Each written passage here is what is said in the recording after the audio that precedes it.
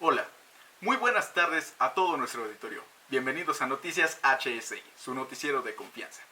Hace 10 años, el 20 de abril de 2010, la plataforma petrolera Deepwater Horizon, perteneciente a la empresa British Petroleum, explotó en el Golfo de México, causando un derrame de 750 millones de litros de crudo al mar, dejando 11 muertos y el mayor derrame petrolero de la historia de Estados Unidos.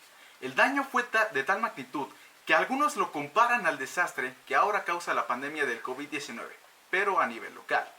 Ahora nos enlazaremos con especialistas y civiles que nos informan cómo se vivió este trágico accidente, sus consecuencias y cómo fue que actuó el pueblo mexicano. Ahora mismo nos estamos enlazando con el CEO de la compañía British Petroleum, Emilio Maldonado, el cual nos contará cuáles fueron las medidas que se tomaron en ese momento para combatir este desastre ambiental y cuáles son sus afectaciones hasta el día de hoy. Buenas tardes, señor Maldonado, se encuentra usted al aire. Hola Joshua, buenas tardes. Un saludo para ti y a todo el auditorio que nos está viendo.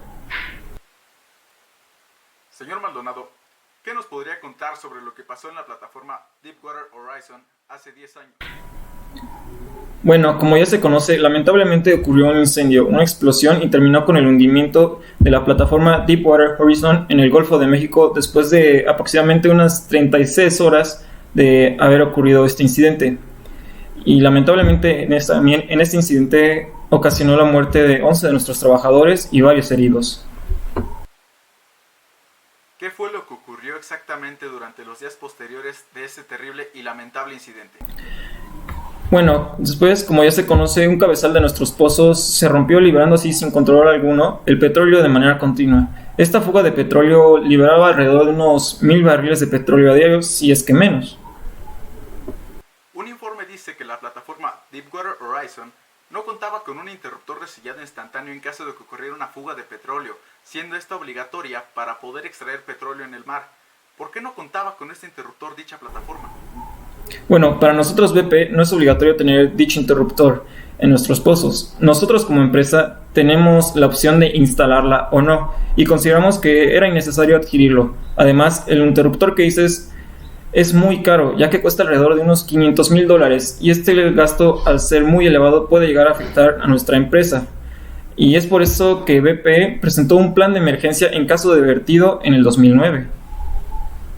Debo mencionar que fue una muy mala consideración la que tuvieron usted y la empresa, ya que todo se pudo haber evitado al tener dicho interruptor instalado. El plan que usted menciona, aparte de ser deficiente, no cuenta con medidas de emergencia en caso de vertido en las profundidades del mar, lo cual lleva a mi siguiente pregunta. ¿Qué medidas o planes se tomaron para combatir este derrame después de 87 días continuos de fuga de petróleo? Bueno, te contaré a grandes rasgos cuáles fueron los planes que se hicieron para así frenar este derramamiento de petróleo. Durante los siguientes días se estuvo combatiendo bajo el agua como en la superficie y también se estuvo protegiendo la costa del petróleo que se estaba derramando. La empresa con BP, con ayuda de 56 científicos e investigadores, buscaron la solución para el derramamiento de petróleo. El 2 de mayo, si mal no recuerdo, se hizo más de una perforación de un pozo de alivio para poder sellar otro pozo. Días después, el 8 de mayo, para evitar que siguiera el vertido bajo el agua, lo que se hizo fue una operación que llamamos sombrero de copa. Este consiste en poner una cúpula encima del cabezal roto y frenar el continuo derramamiento de petróleo. Lamentablemente, este fracasó por la formación de hielo, por el efecto de gas y el agua, que se formó así, lamentablemente, el hielo. Como no funcionó este plan, el 29 de mayo se realizó otro plan que lo llamamos Top Kill, el cual consistió en inyectar cemento y líquidos pesados para así detener el flujo del petróleo. Y con ayuda de una instalación que pusimos el 12 de julio, si mal no recuerdo, se logró sellar definitivamente el pozo. Para combatir el petróleo que se encontraba debajo y sobre la superficie, lo que se hizo fue recolectar la mayor cantidad que se podía de este y esparcir un dispersante especial muy eficaz y nada tóxico para el medio ambiente llamado Corexit. Señor, varios investigadores privados encontraron grandes concentraciones de petróleo bajo la superficie, al igual que diferentes dispersantes. Esto, y entre otros factores más, nos llevan a la conclusión que su plan de usar Corexit no llegó a funcionar, sino más bien a perjudicar. ¿Qué tiene que decir la empresa respecto a las acusaciones de miles de personas e investigadores, ya que comentan que lo que estaban haciendo era esconder el petróleo derramado en vez de solucionarlo? Como dice, simplemente fueron acusaciones por parte de personas e investigadores. Lo que se hizo y se está haciendo es limpiar el petróleo en el mar y las playas. Nuestros científicos y trabajadores hicieron y están haciendo labor de limpiar el mar y las playas del petróleo. Además, nuestros investigadores nos han dado resultados y datos prometedores sobre esta acción. No hay nada de qué preocuparse. Entonces está diciendo que todos los estudios e investigaciones realizadas durante ese tiempo son cosas que los especialistas inventaron y están exagerando. Está diciendo que todas las consecuencias a causa del derrame de alrededor de 5 millones de barriles de petróleo se deben de tomar a la ligera, ¿o me equivoco? Bueno, como ya dije antes, se está haciendo lo necesario para solucionar este problema. Bueno, señor Maldonado, ha sido un gusto tenerlo aquí con nosotros y esperemos que esto se solucione lo antes posible. Que tenga bonita tarde. Gracias, igualmente. Un saludo para ti y a todo el auditorio. Querido auditorio, ya ustedes sacarán sus propias conclusiones respecto a esta empresa y sus soluciones para este caso. Vamos ahora con la especialista en toxicología. Buenas tardes, Diana Karen. Hola Joshua, buenas tardes. Un gusto saludarte. Gracias por la invitación a este gran noticiero. Y claro, con mucho gusto para nuestro auditorio hablaré de este derrame catastrófico y te contestaré con gusto tus preguntas. ¿Nos podría contar un poco su punto de vista enfocado científicamente al derrame del petróleo en el Golfo de México? Hubo una explosión en las aguas profundas del Golfo de México por la liberación de gas metano. Después de la perforación de un pozo, se derramaron 4.9 millones de barriles al agua a una profundidad de 1.500 metros. ¿Y qué efectos devastadores se produjeron en el fondo marino? Los efectos que se produjeron fueron la escasez en la productividad primaria, así como la primera fase de la cadena alimenticia de las especies marinas y aves. Karen, ¿nos podrías describir las transformaciones que sufre el ecosistema marino a causa del derrame de petróleo? Una vez que el petróleo se encuentra en el medio ambiente marino, este se somete a transformaciones físicas, químicas y biológicas. ¿Cuáles son los efectos tóxicos del petróleo en el medio ambiente? Algunos de los efectos son la muerte de los organismos por asfixia, también la destrucción de organismos jóvenes recién nacidos. También se destruyen las fuentes alimenticias, hay muerte por exposición a los componentes tóxicos del petróleo soluble en agua. Y los mamíferos ingieren grandes cantidades de hidrocarburos por comer animales contaminados. ¿Nos puede hablar más a fondo del petróleo crudo? Claro, el petróleo contiene principalmente hidrocarburos y compuestos con azufre, nitrógeno, oxígeno y bajas concentraciones de contribuyentes metálicas. Sus principales compuestos del petróleo son los alcanos, nafténicos, aromáticos y asfálticos. El compuesto más biodegradable es la fracción del alcano y el compuesto que es resistente a la degradación biológica es la fracción polar, la cual son los asfaltenos. El efecto que estos ocasionan en la vida silvestre y en los seres humanos serían los efectos mutágenos, tumerigénicos y cancerígenos. ¿Cuáles son los tipos de dispersantes químicos utilizados en el derrame y qué efecto producen? Se utilizó Coretix 9500 y Coretix 9527. Estos dispersantes consumen oxígeno en grandes cantidades y producen el desequilibrio del ecosistema, provocando disminución de alimento en muchas especies marinas. Karen, agradezco que nos hayas ayudado a disipar estas dudas. Bueno, no manera haber podido responder estas inquietudes, Joshua, y espero haberte explicado de una forma clara respecto al derrame. Veamos qué nos tiene que decir nuestra ingeniera ambiental. Andrea, estás al aire. Antes que nada, quiero agradecerte, Joshua, por la oportunidad de presentarme frente a esta audiencia. Mi nombre es Andrea Salinas, tengo una ingeniería en materia ambiental y voy a platicarles un poco sobre el reporte final que Semarnat publicó en 2018 respecto a la concentración de petróleo en aguas profundas a consecuencia del derrame de BP. La reconstrucción de la concentración y el destino del petróleo en las zonas subsuperficiales del Golfo de México, o sea, 500, 800 y 1000 metros de profundidad, se llevó a cabo con la información del crudo derramado y su remoción por distintos mecanismos, así como el empleo del modelo de circulación oceánica HICOM. La reconstrucción consideró el periodo del derrame y los meses posteriores a la fecha en que fue controlado, es decir, hasta el 31 de diciembre del mismo año.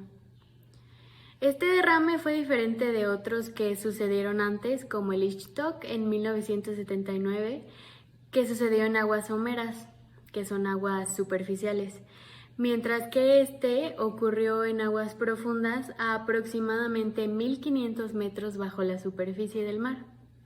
Esto permitió que parte del petróleo en su ascenso hacia la superficie se intemperizara en la columna de agua, dispersándose y disolviéndose, haciendo a su vez el cambio de la composición del petróleo que llega a la superficie. Estos procesos y los que se llevan a cabo ya estando en la superficie cambiaron las propiedades físicas y químicas del petróleo, afectando así su destino final. Se estimó que el petróleo recuperado directamente desde la cabeza del pozo, el quemado y el que se recuperó en la superficie, representa un 25%. Otro 25% se evaporó o se disolvió en forma natural. Aproximadamente un 24% se dispersó en forma natural o con la ayuda de dispersantes químicos, formando gotas microscópicas de petróleo en las aguas del Golfo. El resto, alrededor del 26%, permaneció en la superficie o subsuperficie como una delgada película o como bolas de alquitrán o tar balls, formadas después de un tiempo de interacción con la intemperie, con el agua y con el aire. O también puede haber sido que llegaran a las costas de Estados Unidos o, como varios estudios han detectado en zonas relativamente cercanas al accidente, puede que hayan sedimentado. Tanto las bolas de alquitrán, las plumas de crudo en subsuperficie y la película superficial se van disolviendo y biodegradando en un proceso que depende de la temperatura, la presencia de oxígeno, la energía del oleaje, las corrientes y la presencia de bacterias que degradan hidrocarburos.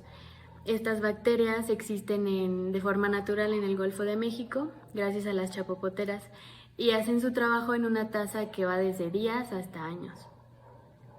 Para los estudios presentados en este reporte, la evolución del petróleo derramado en los niveles inferiores se simuló con los siguientes escenarios. En el primero se consideró un desplazamiento sin decaimiento y en el segundo se consideró que la razón de atenuación de la concentración del petróleo fue de 60 días. Los resultados mostraron muy poco transporte de petróleo hacia aguas mexicanas, dado que las condiciones oceánicas y atmosféricas lo mantuvieron sobre el este del Golfo de México, además de que los procesos de degradación fueron fundamentales para que su concentración fuera casi nula. Cuando se considera decaimiento, sin embargo, los resultados indican que es muy poco probable que la concentración haya llegado a costas mexicanas.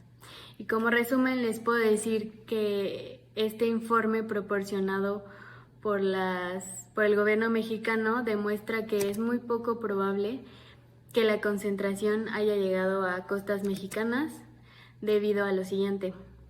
Primero, la circulación en las aguas profundas es muy lenta.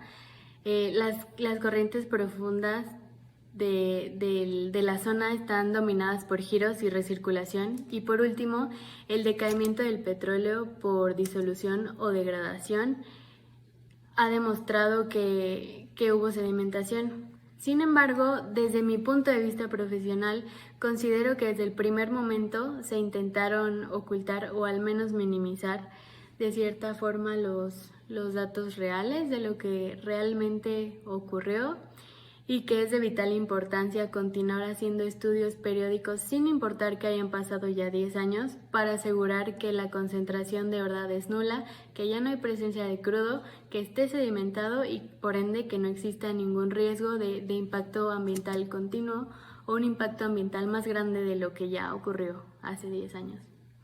De mi parte sería todo, espero que esta información les haya sido digerible, que les haya sido muy útil. Y agradezco una vez más por darme este espacio. Gracias. Muchas gracias, Andrea, por esta información. Nos vemos en la próxima. Vamos ahora con Mariana Gasca, la jefa de Protección Civil, quien nos va a hablar sobre la postura que tiene nuestro país ante este tipo de incidentes. Mariana, te escuchamos. Buenas tardes, Joshua. Gracias por la invitación y saludos a toda la audiencia. Mariana, queremos saber, en México, ¿quiénes son los que se encargan de atender los accidentes de este tipo? Ante este tipo de situación de derrame de hidrocarburos en zonas marinas, contamos con el Plan Nacional de Contingencia para Derrames de Hidrocarburos y Sustancias Nocivas Potencialmente Peligrosas en Zonas Marinas Mexicanas, coordinado y dirigido por brigadistas principalmente por parte de la Secretaría de Marina y otras dependencias. Su objetivo central es minimizar la amenaza y daño a la vida humana, aves, vida marina, zonas pesqueras, las áreas ecológicamente sensibles, las playas, así como otras instalaciones importantes, basándose en un sistema de prioridades con orden principal de la vida humana, después el medio ambiente, seguido por la propiedad de la nación y de terceros. Este plan conlleva la regulación de la seguridad industrial y protección del ambiente. Para su actualización, tenido en consideración ejercicios simulacros realizados, incidentes ocurridos y las prácticas internacionales. ¿Y cómo se llevan a cabo este tipo de simulacros? El simulacro de derrame consiste en un ejercicio de coordinación entre los miembros convocados por la Secretaría de Marina. Para el ejercicio se simula un escenario de derrame con varios datos incluyendo la cantidad y el tipo de hidrocarburo vertido, las posibles trayectorias, considerando las condiciones meteorológicas para que las embarcaciones de atención se preparen para recuperar el hidrocarburo de manera eficiente y anticipada. Se cuentan con modelos predictivos que son asimilados fácilmente por los grupos de atención a la contingencia. ¿Cómo se le da seguimiento a este plan de contingencia? La Secretaría de Marina ejecutará el Plan Nacional y coordinará las acciones para su cumplimiento. El plan será activado en caso de un accidente contaminante debido a un derrame de hidrocarburos. A partir de eso se inicia una serie de pasos dependiendo de la gravedad.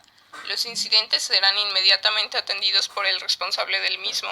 Superada su capacidad, se activará el plan a nivel local, escalando hasta nivel nacional y si es necesario se activará el plan bilateral con Estados Unidos. ¿Qué deben incluir los planes de contingencia? Los planes de contingencia deben incluir todos los escenarios de riesgos de las actividades que se realizan en el mar y las áreas sensibles, un atlas de riesgos y delinear la capacidad de respuesta. También deben establecer prioridades para las operaciones. Cada 6 meses deben actualizar sus datos con el mando naval correspondiente, incluyendo la ubicación geográfica y mapas de riesgos abarcando las instalaciones, ecosistema y turismo de la zona. Los integrantes deberán reunirse al menos 4 veces al año para tratar temas de interés, incidentes ocurridos, planificar ejercicios y hacer recomendaciones. ¿Qué tipo de prevenciones se usan en caso de derrames de hidrocarburos en zonas marinas? El plan aplica el uso de dispersantes, recolección mecánica y quema in situ. El uso de cada uno depende de la gravedad del incidente. Los dispersantes serán regulados por la lista preliminar aprobada por la Semarnat. Su uso está restringido conforme a los lineamientos establecidos. La recolección mecánica involucra principalmente la succión del hidrocarburo y uso de tapetes absorbentes. La quema in situ será responsabilidad del usuario. ¿Y quién o quiénes se encargan de financiar todas estas operaciones? Cada dependencia participante financiará sus propias operaciones. El responsable del incidente cubrirá las erogaciones de cada dependencia para atender el incidente, atendiendo al principio de el que contamina paga. Una vez completadas las operaciones para mitigar el impacto ocasionado, el responsable del derrame deberá restaurar las áreas afectadas. Muchas gracias, Mariana, esperamos tenerte por aquí de nuevo. Bueno, ahora es turno del ingeniero químico Luis Gustavo Villanueva, quien se desempeña como investigador de Profepa y nos hablará acerca de la postura que tuvo el gobierno de la anterior administración con respecto a este derrame de petróleo. Hola Joshua, un cordial saludo para ti y todo tu auditorio. Mi nombre es Luis Gustavo Villanueva Medel y actualmente me desempeño como investigador de la Profepa en la actual administración del gobierno. La verdad es un verdadero gusto estar compartiendo este espacio en tu noticiero. Señor Gustavo, díganos cuál fue la postura del gobierno mexicano para resolver este problema. Lamentablemente el gobierno mexicano de ese entonces no le dio la importancia que este caso merecía, ya que no fue sino hasta el mes de abril de 2013 que el gobierno del presidente Enrique Peña Nieto demandó ante la justicia estadounidense a la petrolera británica y a otras compañías por el vertido, luego de que su predecesor, el presidente Felipe Calderón, no hiciera nada al respecto durante los 2 años anteriores. ¿Y qué pasó con esta demanda en contra de British Petroleum? El gobierno de Peña Nieto retiró voluntariamente en un acuerdo una demanda de 5 años de antigüedad contra BP, esto a cambio de $25.5 millones. Dentro de la poca capacidad negociadora del gobierno mexicano contra el derrame de la investigación indica que BP ofreció 20 millones al gobierno mexicano y en octubre contraofreció con $50 millones y al final BP terminó dándole solo 25.55 millones, la mitad de lo que el gobierno mexicano había pedido. Dicho acuerdo provocó que BP no tenga alguna responsabilidad por los daños causados por el derrame de petróleo en aguas mexicanas. El gobierno mexicano señaló que no pudo encontrar evidencia clara de la contaminación a pesar de haber gastado alrededor de 70 millones de pesos en 22 estudios científicos que nunca se usaron como evidencia en la demanda. ¿Y por qué no se tomaron en cuenta las pruebas recabadas de esta investigación? Como si fuera una novela de realismo mágico, la Secretaría de Relaciones Exteriores presentó en el último día antes de que se prescribiera el plazo legal, el 19 de abril de 2013, la demanda por daños en las costas y aguas mexicanas a causa del derrame del pozo Macondo. Por presentarse tan tarde, la demanda entró en una suspensión junto con otras demandas para el caso BP.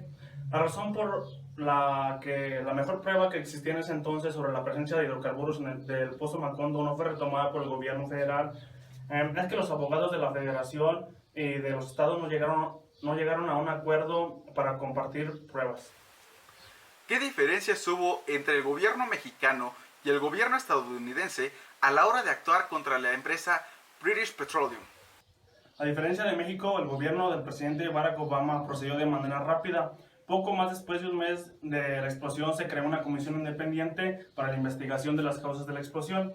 Después de 8 meses, la misma comisión determinó que la explosión y el derrame de petróleo fueron consecuencia de una serie de errores y omisiones hechas por BP y compañías que contrataron, catalogando este desastre como humano, económico y medioambiental. La petrolera pagó a los Estados Unidos al menos $60,000 millones en total respecto al derrame y más de 10 millones fueron hacia los pescadores estadounidenses y negocios afectados. La reacción del gobierno mexicano fue lenta. Después del derrame y solo para aceptar un acuerdo por $25.5 millones de dólares, dinero del cual los pescadores afectados no recibieron absolutamente nada. ¿Qué motivos hicieron que el gobierno mexicano no actuara con todo el peso de la ley contra la empresa British Petroleum?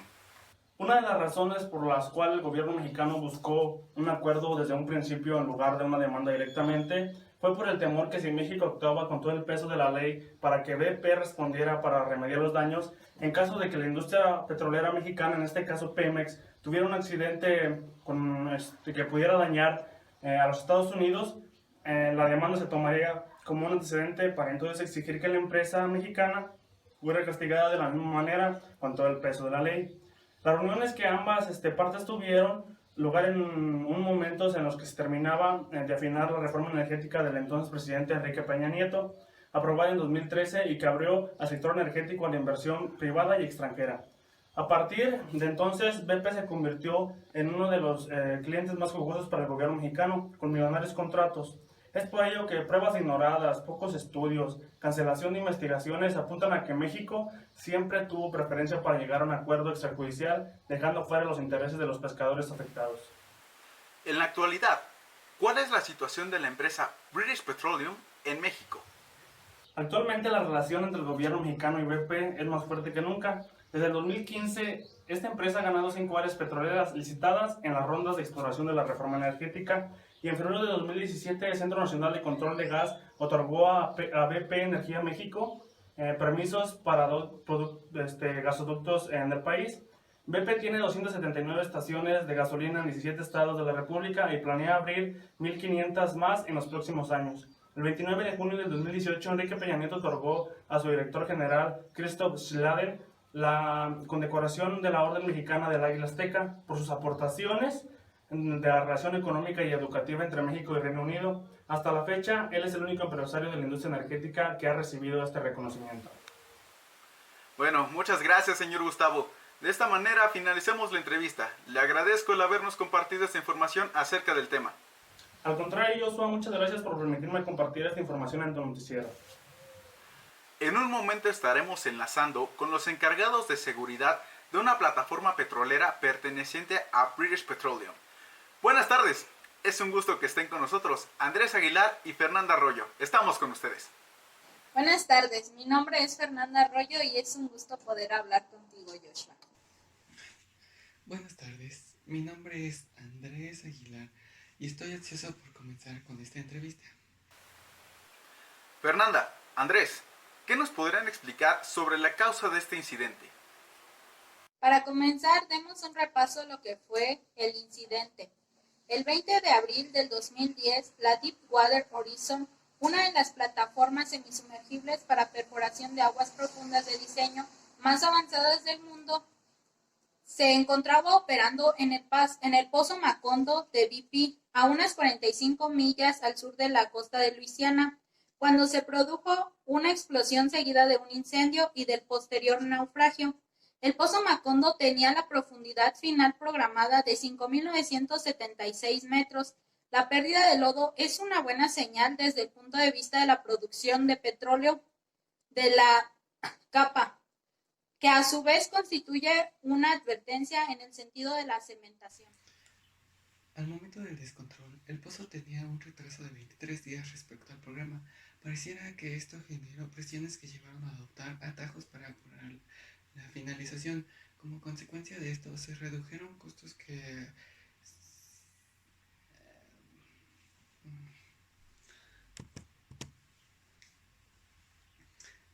Al momento del descontrol, el pozo tenía un retraso de 23 días respecto al programa. Pareciera que este retraso generó presiones que llevaron a adoptar atajos para apurar su finalización. Como consecuencia de esto, se redujeron los costos y se ahorró su tiempo a costa de que, en algunos casos, de violar los lineamientos de la industria a pesar de las advertencias que se tenían. Cabe destacar que el Comité del Congreso de los Estados Unidos analizó 5 decisiones cruciales adoptadas por el operador. Se decidió usar un diseño de intubación que representara pocas barreras para evitar una fuga de gas. También se decidió usar un número insuficiente de centralizadores cuya función es evitar la canalización del cemento, y esto quiere decir que se forman aberturas en el cemento. Otro punto es que se decidió no efectuar el registro de adherencia del cemento, además de que no se normalizó del todo el lodo del pozo de manera adecuada antes de bombear la lechada del cemento, dado que solamente se circuló 30 minutos cuando para un pozo de esta profundidad es necesario de 6 a 12 horas de circulación para homogeneizar y desgasificar convenientemente el lodo. Además de que el laboratorio de ensayo Chevron informó que las pruebas realizadas con la lechada de cemento sugerían que este era inestable. ¿Nos podrían contar un poco más sobre la cementación?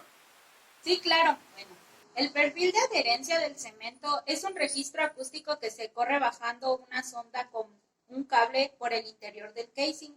Después de que se ha realizado su cementación y el cemento ha fraguado, esta herramienta permite determinar si el cemento se ha adherido tanto al casing como a las formaciones circundantes.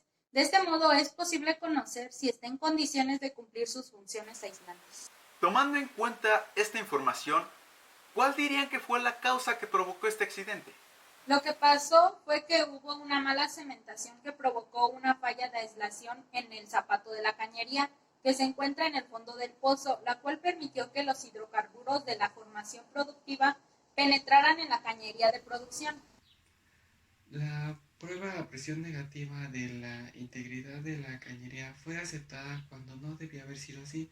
Hubo errores en las maniobras de control de surgencia y el sistema contra incendios no cumplió su objetivo, que este era de evitar que el gas entrara en combustión. El 18 de abril, el operador solicitó al contratista de perfilaje que enviara su personal a la plataforma para correr el perfil de adherencia del cemento por si fuera requerido. A los 2 días antes de efectuar la prueba de presión, se le informó que sus servicios no serían requeridos. ¿Se han modificado o agregado precauciones a partir de lo ocurrido? Por supuesto, se decidió implementar una herramienta llamada AMEF que sirvió para identificar las principales fallas que ocasionaron el accidente y en qué parte se encontraban los riesgos más significativos. Uno de los modos de fallos que logramos identificar fue la centralización del casing antes de cementar. Aquí dividimos dos efectos potenciales. El primero es donde se puede formar canales que luego permitan que el gas se filtre hacia arriba.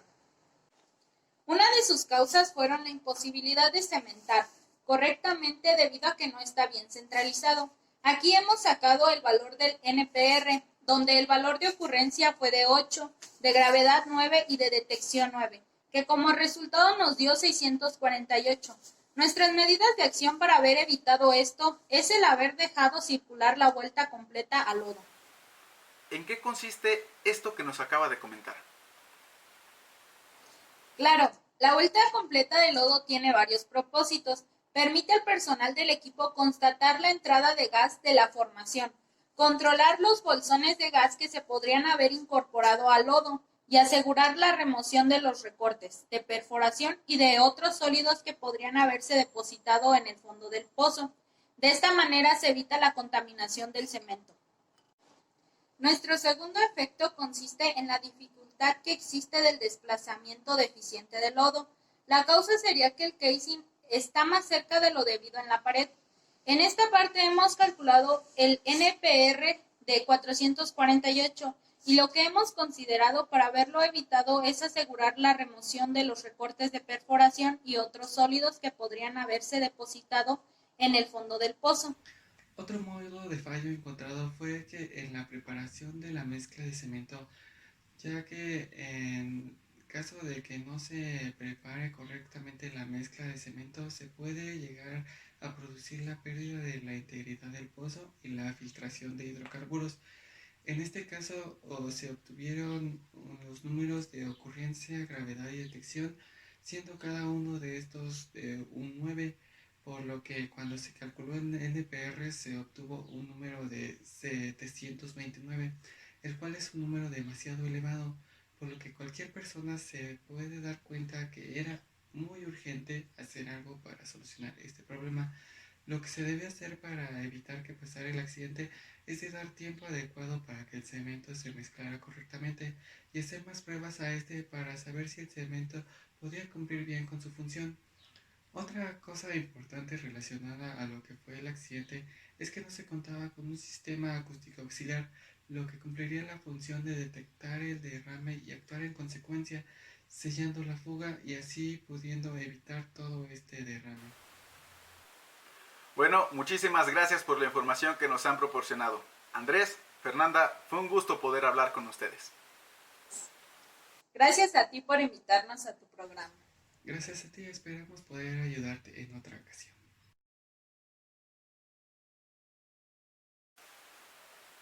Por último, pero no menos importante, nos encontramos con Uriel, una persona que ha sido afectada por los hechos ocurridos hace ya 10 años. Es una persona de 18 años de edad que en estos últimos años se ha ganado la vida pescando camarones, actividad que se ha visto afectada por la escasez que hay. De esto debido a la contaminación de la zona, desde el derrame de petróleo por la compañía British Petroleum. ¿Cómo te afectó económicamente esta situación? Hombre, mano, está bien difícil la situación. Antes sacábamos de 30 a 50 camarones. Hombre, y ahora después del derrame, ya nada más sacamos de 10 a 15 camaroncitos. Pues así no sale. ¿Cómo afectó esto a la hora de realizar tu trabajo del día a día? Hombre, la verdad es muy triste, porque te das cuenta de toda la contaminación que se causó y cómo está afectando a la vida marina. Entonces, como todo se maneja como una cadena alimenticia, al desaparecer solo una especie, pues ya afectó toda la cadena, lo cual ahorita los pescadores pues nos está afectando gravemente. ¿Tuvieron alguna indemnización por parte de la empresa? British Petroleum, a nosotros los mexicanos no nos indemnizaron ni con un centavo. Somos más de 25,000 pescadores, mientras que los estadounidenses les dieron 1.805 millones de dólares, lo cual es muy injusto. Por su observación, ¿qué medidas tomó la empresa British Petroleum para neutralizarlo? Al inicio de la fuga, ellos no hicieron nada, solo pasaban con sus helicópteros y sus lanchas alrededor de la zona. Entonces, lo que nos hizo pensar que no sabían qué hacer. Hasta después de días, comenzaron a pasar aviones con químicos, los cuales nunca nos dijeron a ciencia cierta qué era. Después de eso, vimos lanchas recoger el petróleo de la superficie, pero era demasiado petróleo, la verdad nunca creí que acabaran. Entonces, hubo un día que de la noche a la mañana había desaparecido una gran cantidad de petróleo, lo que nos hizo pensar en realmente recogieron todo ese petróleo o lo estaban sumergiendo. Entonces, pues la verdad, no creo que estuvieran haciendo bien las cosas esta empresa. ¿Es cierto que se filtró información falsa acerca de todos los trabajadores? No lo puedo decir con certeza, pero un día aparecieron pescadores que nadie había visto en la vida, diciendo en los medios oficiales que aquí todo estaba bien, que aquí no había ocurrido nada grave. Pero realmente no era así, aquí todo estaba muy mal. Entonces, lo cual fue muy extraño. Bueno, pues muchas gracias Uriel por poder contar con tu presencia y contestar nuestras dudas. Un gusto, nos vemos. En conclusión, querido público, según las propias fuentes de la compañía, a finales de 2010 el daño ambiental cuantificado como costos de limpieza y reparación causado por el derrame de petróleo fue de 40,000 millones de dólares, de los cuales 20,000 millones fueron destinados como indemnización a los individuos y compañías que fueron afectados en sus actividades económicas. Es previsible que, a la larga, el costo del daño relacionado con las fugas aumentará, posiblemente hasta los 200,000 millones de dólares, porque puede haber más efectos negativos, lo que no solo es posible, sino muy probable.